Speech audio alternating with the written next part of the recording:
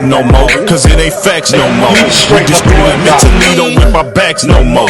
When I tell that to my people that say I'm hating them folks, and I ain't never burned a cross or hung nobody with rope. They make mockery of us, they say our people are a joke. Coming from living in ghettos and we strung out on dope. Question, why do we always seek the love of the folks who brought us over here on boats and keep them chains around points, huh? Making to most got us working in fields instead of picking cotton and planting meals. They got us running up and down on this football field. But you better not protest cause you in slavery still. You can put your hands on me, you can still get killed. Niggas look for me and county, he retired with me.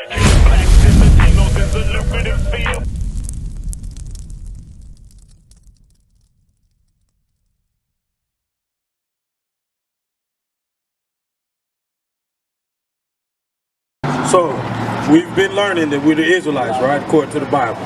You know you're Israelite, you know you're Israelite, you know you're Israelite. And we see ourselves in this captivity, this bind, the situations that we're in because we didn't keep God's laws. So we're going to show you that there was a curse that the Most High put up on us, that he told Moses to tell us if we didn't keep his commandments. Watch this. The book of Deuteronomy, chapter 28 and verse 15. But it shall come to pass, if thou wilt not hearken unto the voice of the Lord thy God, to observe and to do all his commandments and his statutes, which I command thee this day. So the 10 tribes heard this when they came over to Israel. The northern kingdom, the southern kingdom, all of them heard this. If you don't keep the commandments, read. That all these curses shall come upon thee and overtake thee. So a curse a good thing, a bad thing. Bad thing, right? Bad thing. Curse is a bad thing. Read. Cursed shalt thou be in the city, and cursed shalt thou be in the field. So cursed in the cities. You look around our city, who's cursed in the city? Who's shooting down each other? Last hire, first fire. That's us. We curse in the fields. Who's got the lowest paying jobs? Who do they hire? Who's still working in the cotton fields, tobacco fields, orange fields, apple fields today? Us, the northern kingdom right now. You know, they still picking stuff for the slave master. Read. Verse 32. Thy sons and thy daughters shall be given unto another people. All right, so right here, we're all familiar with this right here. Our people were given to another people. They get sold right there on the auction blocks. They're getting sold right there again on the auction blocks. Right now to this day, the northern kingdom is down there on the borders. They're in captivity, right?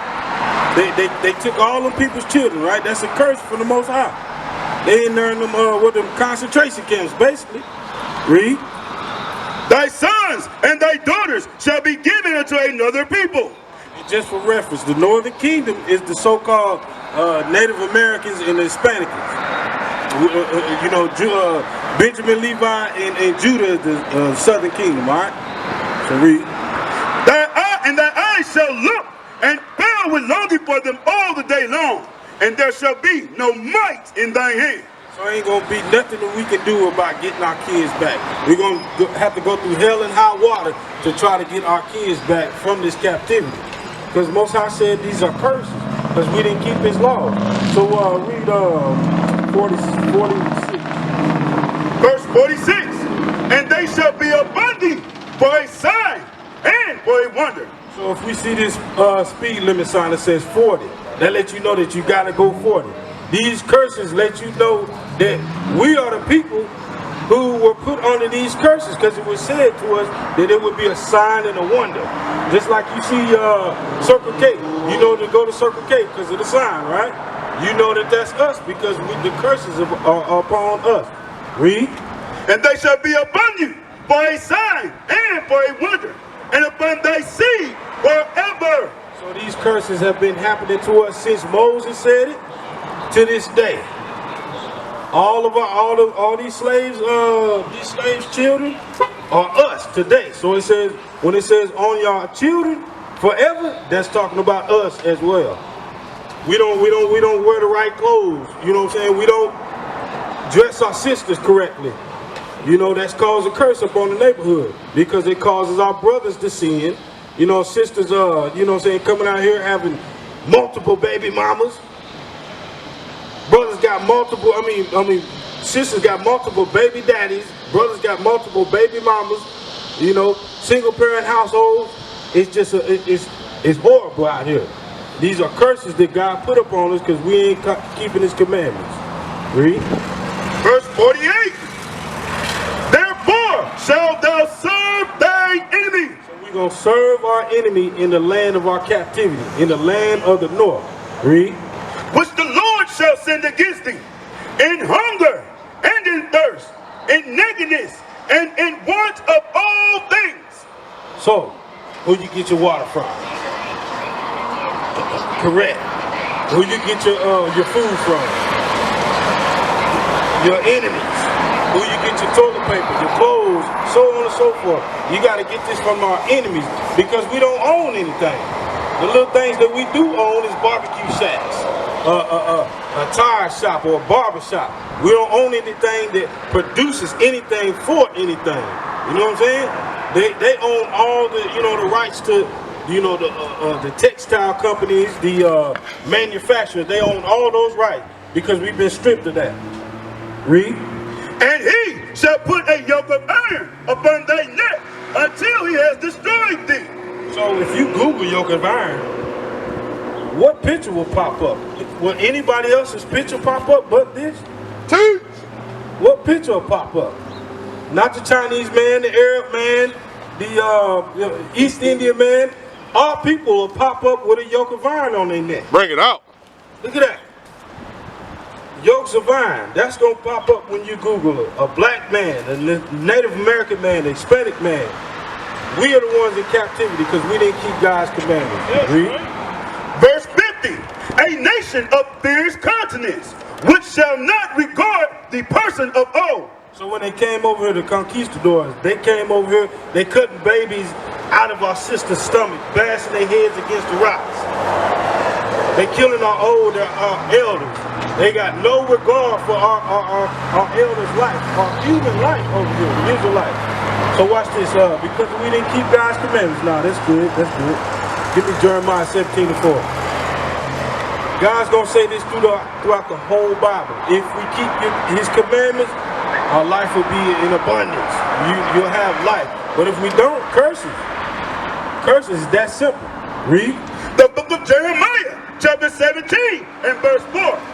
And thou, even thyself, shall discontinue from thy heritage that I gave thee. So the Most High gave us a heritage. Our heritage is what we're supposed to live by. You know, it's our what we eat. It's our you know, the clothes that we wear. It's the feast days that we celebrate. It's not these pagan customs that we celebrate today. They're labeled all in the Bible. You got that? 17. Go ahead and get that. 11 and 17. Sirach 11 and 17. Read. The book of Sirach, chapter 11. 17 and 11.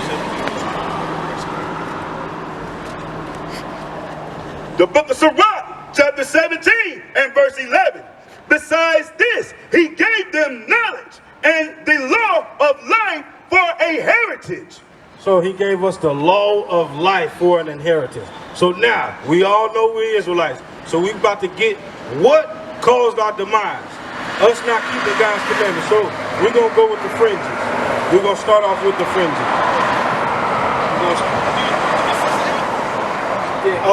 Go and get Deuteronomy 68. We furthermore prove that we are the people. You know, our history is documented in the Bible. The way we came over here. How did we get over here? On ships. How did we get over here? On ships, right? You believe that's recorded in the Bible? You don't believe that? I'm glad that he told me to go back because I'm going to show you. The Lord shall bring thee into Egypt again with ships. So it said, the Lord shall bring thee into Egypt again with ships. To your knowledge of the Bible, did the children of Israel ever go back to the land of Egypt? Not walking, not with ships or nothing. We never went back, so we're going to show you what Egypt means. Read. The book of Exodus, chapter 20 and verse 2. I am the Lord thy God, which have brought thee out of the land of Egypt, out of the house of bondage. So what does Egypt mean? You're a smart guy. I'm going to ask you first. What does Egypt mean? Huh? No, sir. Read that one more time. It's actually the opposite. Read. I am the Lord thy God, which have brought thee out of the land of Egypt. So who brought the children of Israel out of Egypt? Huh? Most High God. Read. Out of the house of bondage. So what is Egypt? Bondage.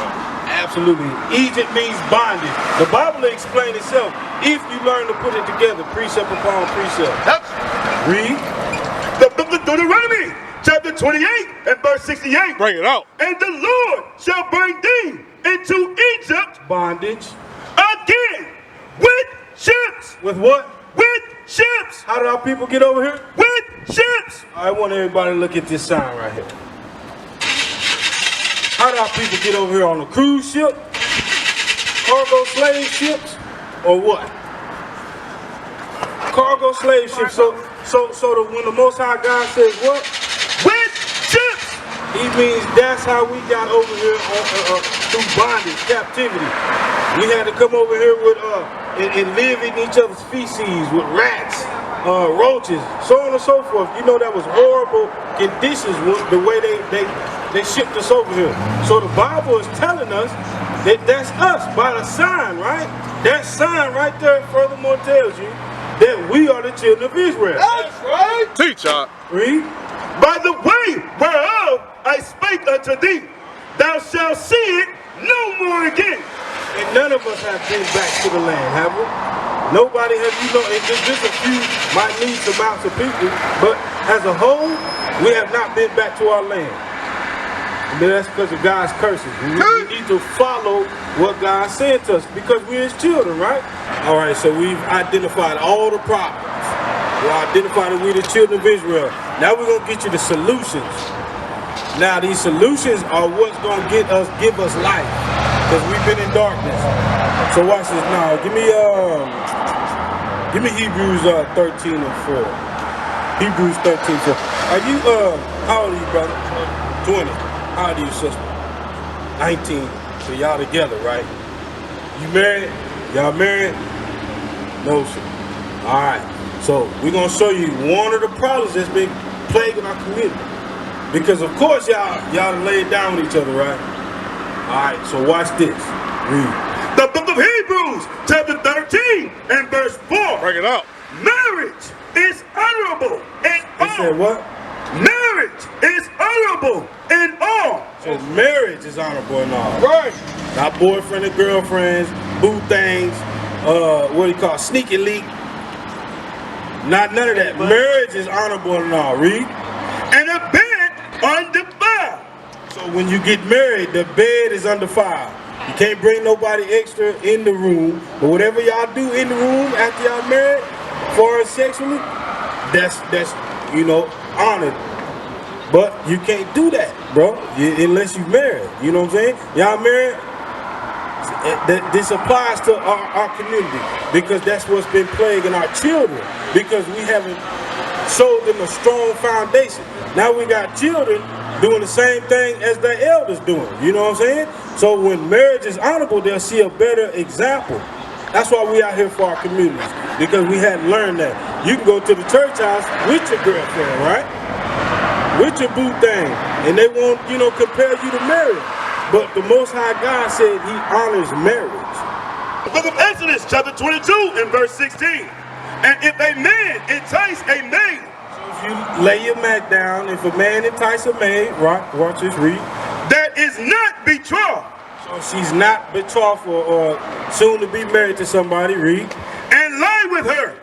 You have sex with her. He shall surely endow her to be his wife. So you gotta endow this woman, this young lady, this woman right here to be your wife. What you waiting on? Yeah, you know what I'm saying? Y'all live together, sleep together, probably got kids together, right? No kids? He do the fatherly duties with the kids or whatever? I'm saying though, but did he do the fatherly duties with the kids or? They grown, okay, so all praise. We got to marry, we can't be having sex and sex from different households. You know what I'm saying? Y'all can't just be, you know, shacking up for a little bit or sleeping with each other for a little bit, then want to move on. All right? Y'all gotta get married. So that's what's been plaguing our community. And then when, you know, some younger kids see this, it's what's gonna happen. The same cycle's gonna reoccur. We used to scream Black Power while heroin was pushed. But at the end of the day, nothing's in vain. IUIC has been given a vision. The tents of Judah has risen. Many has attempted the mission, minor murmuring, omitting, and missing the mark. Just reading that he had the flame of fire in his eyes gave us the spark. We on Paul's mission. We out on the road, purple and gold, from Mexico, Cuba, Haiti, Ghana, Sierra Leone. 144,000 boots banging, concrete crackling. These are our men repented at heart. The scriptures is proof. IUIC, we deliver the truth.